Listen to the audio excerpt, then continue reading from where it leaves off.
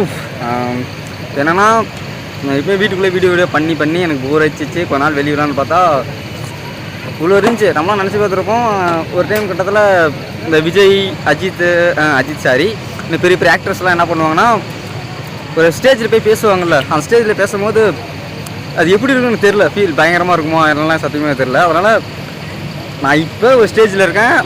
பின்னாடி பேர் உங்களுக்கு தனியாக தெரியும். ஆனால் பட் முன்னாடி வந்து பார்த்தீங்கன்னா வச்சுங்களேன் பயங்கரமாக இருக்கும்.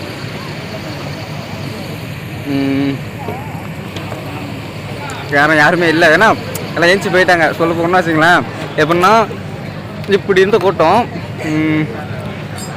இப்படி ஆயிருக்கும். அப்படி பயங்கரமாக இருந்துச்சு. பட் இருந்தாலும் எப்படி சொல்கிறது, பயம் இல்லாமல் ஒரு ஸ்டேஜில் ஏறினா நம்ம இப்போ கம்மி பேர் தான் உட்காந்துட்டு இருக்காங்க.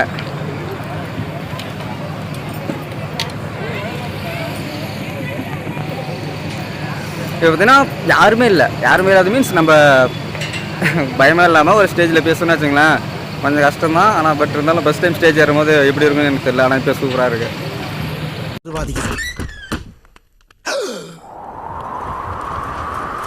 என்ன கதவை தொந்தா ஒரே வெட்ட வழியா இருக்கு.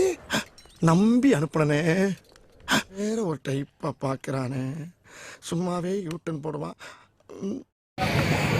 ஆமாம், இன்னொன்று சொல்ல மறந்துட்டேன். என்னென்னா ஒரு ஸ்டேஜ் ஏறினா ஒரு இது சொல்லணும். என்னென்னா ஒரு நல்லது சொல்லணும், ஏதோ சொல்லணும்.